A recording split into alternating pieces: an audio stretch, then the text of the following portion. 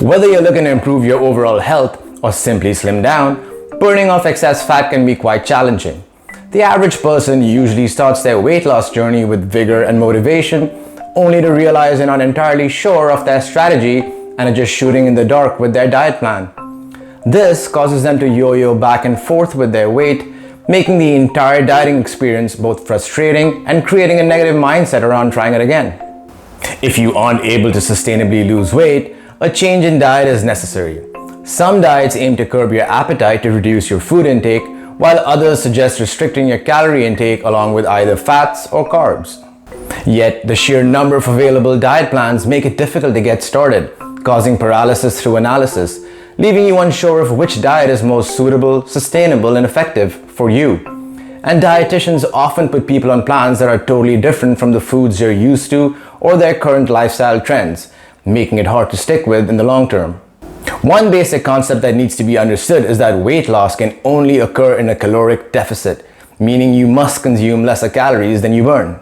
Of course, the quality of those calories matter too, but that has more to do with how full you feel and the nutrients you consume, not with actual weight loss. What we also want to ensure is that during this deficit and fat loss phase, we do not lose muscle, or at least minimize the amount of muscle lost. In this video, I'll provide a step-by-step guide for someone who's relatively new or has been fluctuating back and forth with their weight to easily create a customized diet plan for their own fat loss journey. I cover all the nutrition and macronutrient basics over these 4 components needed for sustainable fat loss. 1. The total number of calories that you need to target as a fat loss goal. 2. Macronutrients. How many grams of proteins, carbs, and fats you need to eat. 3. Meal frequency. How many times a day you should eat. And lastly, 4. Meal timings. When you should be consuming which foods. These steps include some simple arithmetic calculations that should be straightforward for everyone to follow.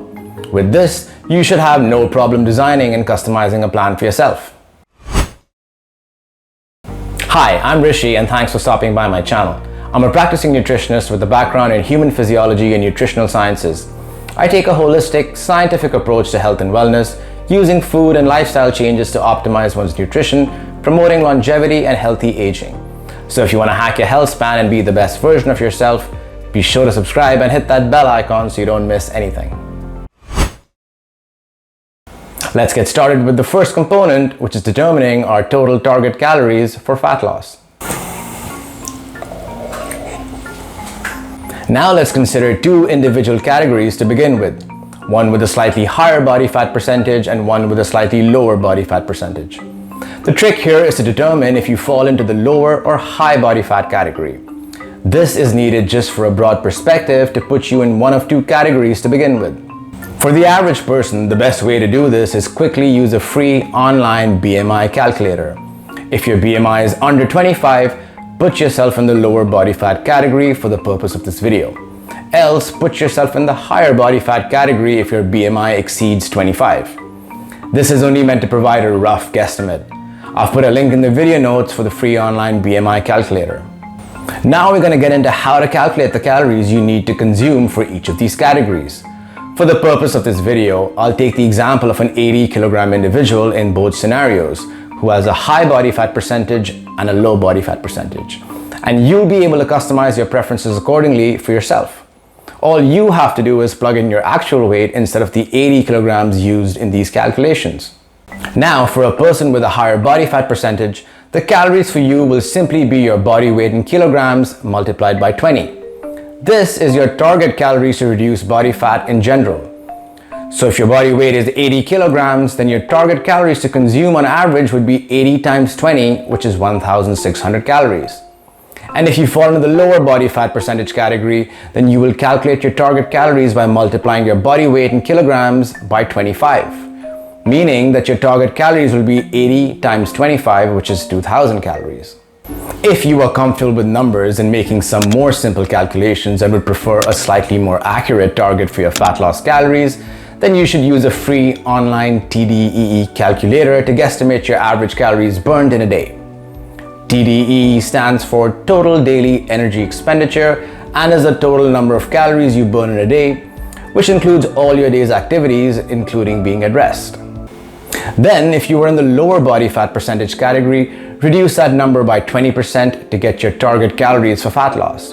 And if you're in the higher body fat percentage category, reduce that number by 35% to get your target calories for fat loss. I'll put a link in the video notes for the free online TDE calculator as well. If you want to start your fat loss journey, then hit that like button so you do. Now, getting into the second component, which are your macronutrients or your carbs, proteins, and fats. Here, I'll show you how to split those target calories you calculated into these three macronutrients so you know how much of each to consume in order to hit your fat loss goal. Let's get after it. Here's some basic information to get you started. 1 gram of carbs is 4 calories. 1 gram of protein is also 4 calories. 1 gram of fat is 9 calories. We need these values to figure out how many grams of each we need to hit our goal. Let's dive into proteins first. Of all the three macronutrients, proteins are the most important. We want to fix the amount of protein we consume regardless of whether we're trying to gain or lose weight. Proteins provide amino acids, which are the building blocks for our muscles. Proteins break down into these amino acids in our bloodstream, and then these amino acids go on to repair and replenish our muscles and provide the environment for muscle protein synthesis or muscle growth to occur. And once you start your diet for your fat loss journey, it is also recommended that you make an effort with resistance or strength training, along with some cardio.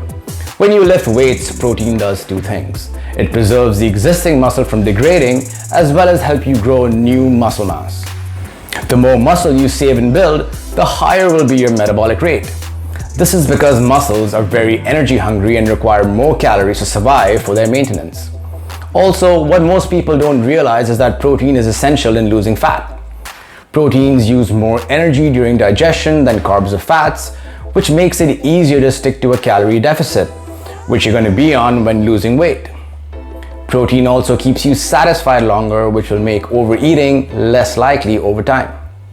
Now, to give you a protein target to aim at, multiply your body weight in kilograms by 1.75. So for the 80 kilogram individual, they should aim to hit a minimum target of 80 times 1.75, which is 140 grams of protein.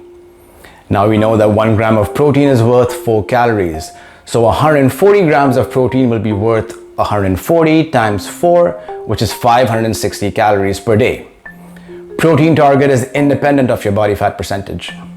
The major sources of protein can include chicken, fish, eggs, beans, lentils, dairy products like yogurt, cheese, and milk.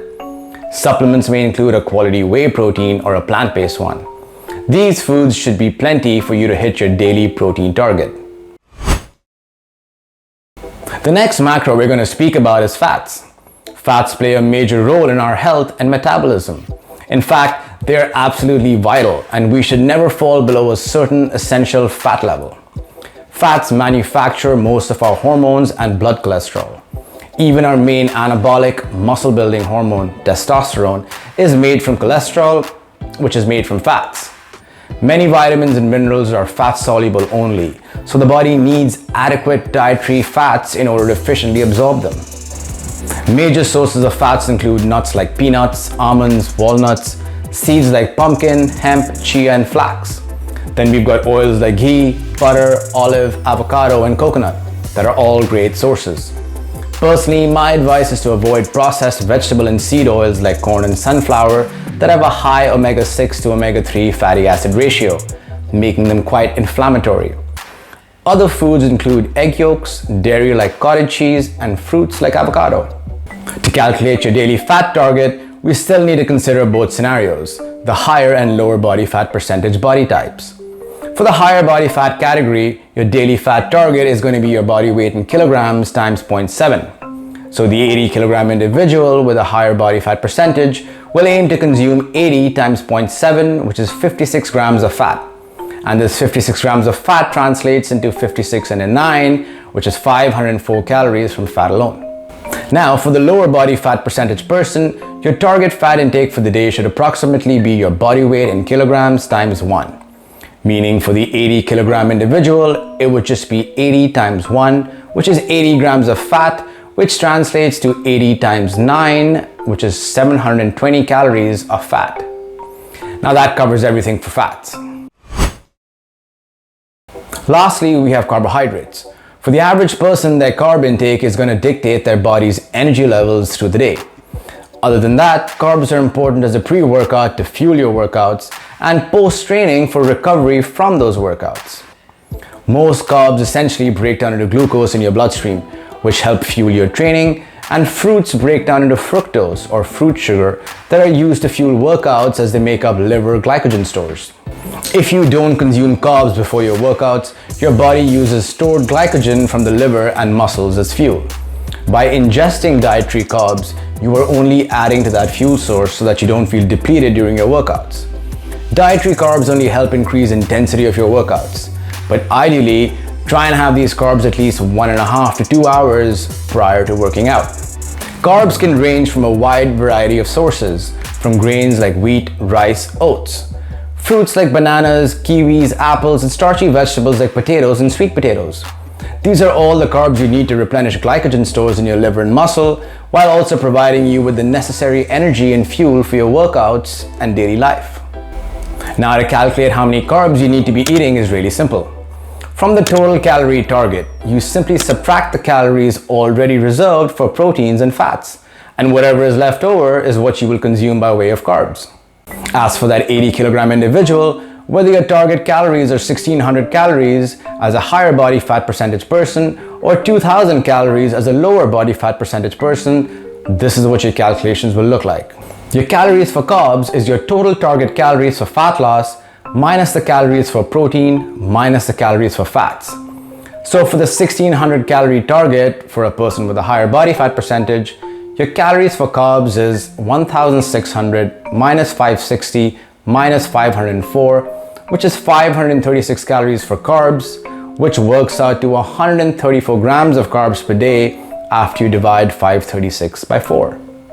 And for the 2000 calorie target for fat loss, for a person with a lower body fat percentage, your calories for carbs is 2000 minus 560 minus 720, which leaves 720 calories for carbs. This works out to 180 grams of carbs per day after you divide 720 by 4. So here is your macronutrient breakdown summary. As a high body fat percentage individual at 80 kilograms body weight, your target calories are 1600, your protein is 140 grams from 560 calories, fats is 56 grams from 504 calories, and carbs is 134 grams from 536 calories. And as a low body fat percentage individual at 80 kilograms body weight, your target calories for fat loss are 2000, your protein is 140 grams from 560 calories, your fats are at 80 grams from 720 calories, and your carbs are at 180 grams from 720 calories. If you aren't able to lose weight, then hit that like button so you do. Now the third component is meal frequency, or how many meals you eat in a day. My best advice is to try and stick to between 2 meals and a snack or 3 complete meals in a day. For someone relatively advanced, it may also be fine to have up to 4 meals in a day. The key is to ensure that in each of those meals, you ingest a significant amount of protein. Ideally, just divide the total protein you are to consume for the day, which is 140 grams of protein for an 80 kilogram individual, by the total number of meals you plan to eat, keeping protein equal across each meal. This is essential for building new muscle, repairing existing muscle, while minimizing muscle loss. So for the example of 3 meals in a day, it would be 140 grams divided by 3, or 47 grams of protein per meal. And as I've said before, it's vital that during this fat loss phase, the more muscle that we can conserve and prevent losing, the higher will our metabolic rate be, which will directly result in us burning more fat from our stores while even at rest. So 2 to 4 meals are typically ideal for a fat loss phase. Moving on to the fourth and last component, which is meal timing. This means when to eat in the day. However, it depends on how you structure your day, your wake and sleep times, and what time of day you typically exercise. Normally, I tell people to eat at whatever times best suit them and their lifestyle, but there's one time I would recommend consuming the bulk of your calories, and that is after your training session for the day. This is because during the post-workout window, which is up to 3 hours after your workout, is when your body is most glycogen depleted. This is the time when both the liver and muscles are most insulin sensitive, glycogen deprived, and primed for growth, making it the best time to give your body carbohydrates. Let me make this simpler. Have the majority of your carbs for the day in the meal that is after your workout. This meal should be especially high in protein in case your other meals haven't been. Also, this post-workout meal should have the lowest fat content. This is the only recommendation I have for meal timing. Otherwise, all your other meals may be had at times most convenient for you, your lifestyle and routine.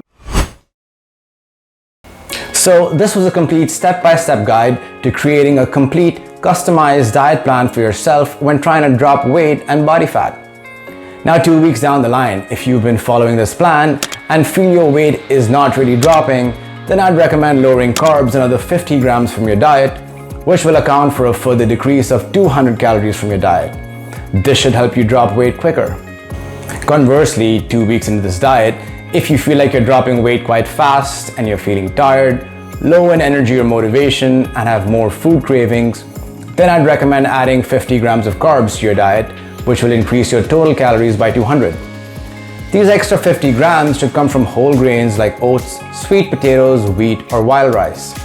It'll help you get your energy and motivation levels back up and promote healthier fat loss. Thanks for watching this video. I hope you learned something new and got value from it. If you did, then please consider subscribing and hitting that like button. Drop me a comment if you have any feedback for me. In case you're interested, I've also covered intermittent fasting or time-restricted eating as a means for fat loss in a previous video. Links right here.